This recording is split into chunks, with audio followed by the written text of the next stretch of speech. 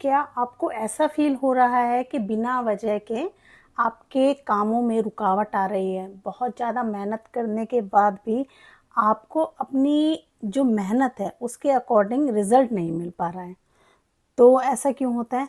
देखिए, normally in चीज़ों के लिए, रुकावट के लिए, डिले के लिए जो प्लैनेट को देखा जाता है वो सैटर्न को देखा जाता है। तो जब भी शनि आपकी हॉरोस्कोप में खराबी की अवस्था में हो या शनि की साढ़े साती चल रही हो, ढैया चल रही हो, शनि की जो साढ़े साती है वो जरूरी नहीं है कि हर व्यक्ति के लिए खराब हो। अब इसमें जो हमें अपना D9 और जो D1 चार्ट है, यानी कि अपना लग्न और D9 चार्ट में ये चेक करना होता है कि जो सैटर्न है उसकी स्थितियां क्या हैं।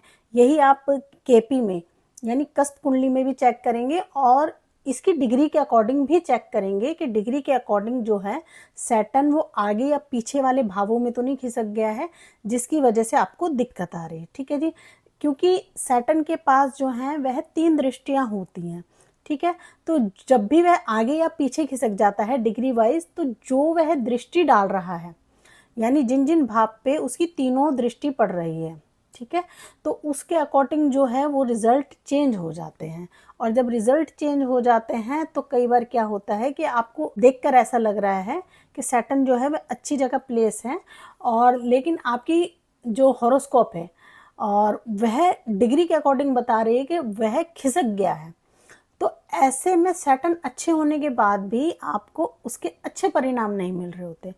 देखिए, शनि जो है वह अनुशासन का, कर्म का और धैर्य का प्रतीक माना जाता है। इसका मतलब ये हुआ कि यदि आप सैटर्न के अकॉर्डिंग नहीं चल रहे हैं, शनि आपको कर्म करने को कह रहा है, आपको धैर्य बनाए रखने को कह रहा है और आपको जल्दबाजी करने से मना कर रहा है, और इसके अपोजिट आप चीजें कर रहे हैं, तो यहाँ पे आपको सैटर्न के नेगेटिव रिजल्ट मिलते हैं।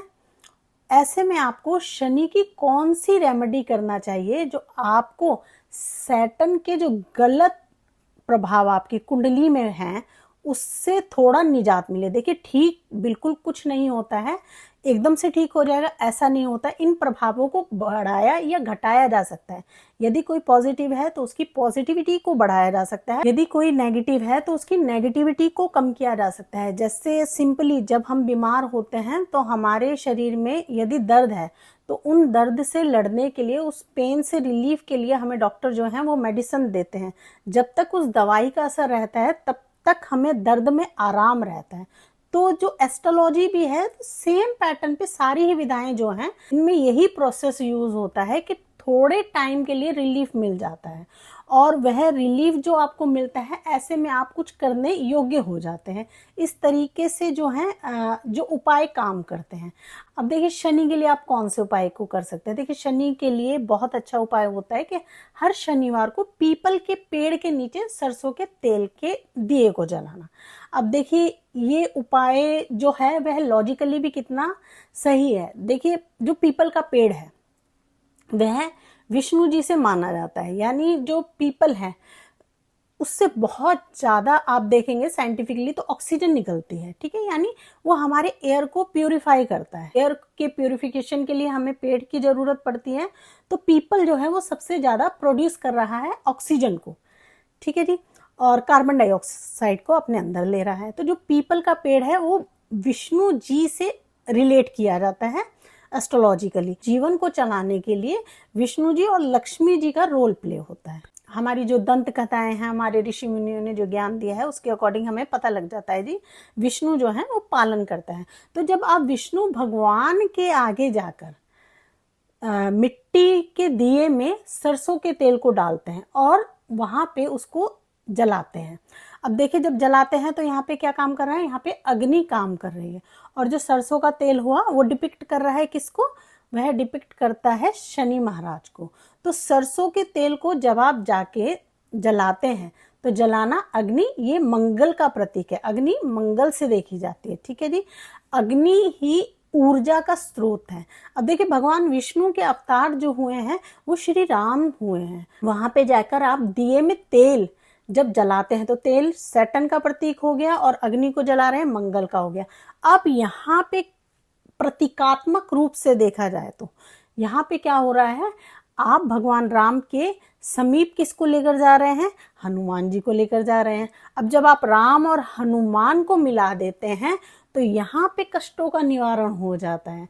और कष्ट किससे मिल रहा था? सैटर्न से मिल रहा था। तो सैटर्न जलना शुरू हो जाता है। जब आप दिया जलाएंगे तो ऑटोमेटिकली दिए में से तेल जो है खत्म होना शुरू हो जाएगा। तो जैसे दिए में से तेल खत्म होना शुरू होता है, वैसे ही आपकी जो रिक्वेस्ट है वो हनुमान जी के थ्रू भगवान राम तक जा रही है।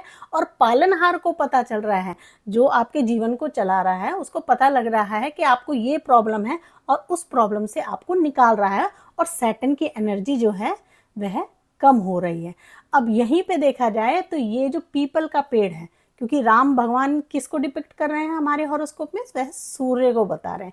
तो सूर्य और मंगल मिलकर एक उच्चता को बताते हैं, क्योंकि मंगल की राशि में एरिस साइन में सूर्य उच्च का होता है। अब यहाँ पे आत्मा पर जो भी दोष है या आपकी आत्मा कुंठित है तो वह उस चीज से बाहर निकल आती है। अब इसमें सैटर्न की और कौन सी रेमेडी कर सकते हैं? इसमें आप कर सकते हैं जी गरीब और बुजुर्ग लोगों की सेवा कर सकते हैं। अब देखिए, गरीब कौन हुआ और बुजुर्ग कौन हुआ?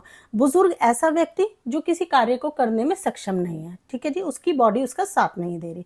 और जो गरीब हुए वह भी क्या हुए? वह भी कर्महीन व्यक्ति है ना। वह किसी कार्य को नहीं कर पा रहे जिसकी वजह से वह अपने जीवन को चला पाए। तो जब आप किसी गरीब की, किसी बुजुर्ग की मदद करते हैं तो ये शनि के प्रतीक होते हैं। तो जब आप इनको मदद कर रहे हैं तो देखिए क्या होता है, कहते हैं कि अगर कोई व्यक्ति गुस्से में है और सामने वाला भी व्यक्ति गुस्से में है तो यहाँ पे शांति नहीं क्रिएट होगी। अब शांति कैसे क्रिएट होगी? एक व्यक्ति यदि गुस्से में है तो दूसरा व्यक्ति शांत हो जाएगा।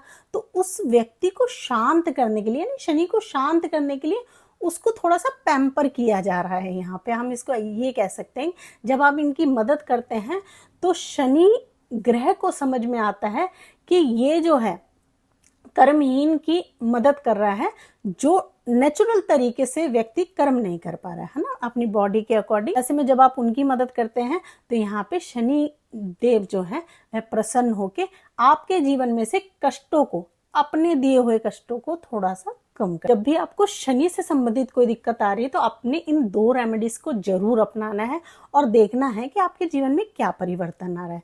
यदि आपको भी समझ नहीं आ रहा है कि डिग्री के अकॉर्डिंग या प्लैनेटरी सिस्टम के अकॉर्डिंग D1 में या D9 में आपका जो सैटर्न है वह कहाँ खिसका हुआ है, या फिर केपी एस्ट्रोलॉजी में वह सैटर्न किस भाव में आ गया है, तो उसको देखने के लिए आप क्या करेंगे? आप हमारी वीडियो को लाइक, शेयर और कमेंट में अपनी डेट ऑफ बर्थ भेजेंगे, जिससे हम आपको बताएंगे कि आपका सैटर्न अच्छा है या नहीं। आई होप मेरी ये जानकारी आप लोगों को अच्छी लगी होगी। धन्यवाद।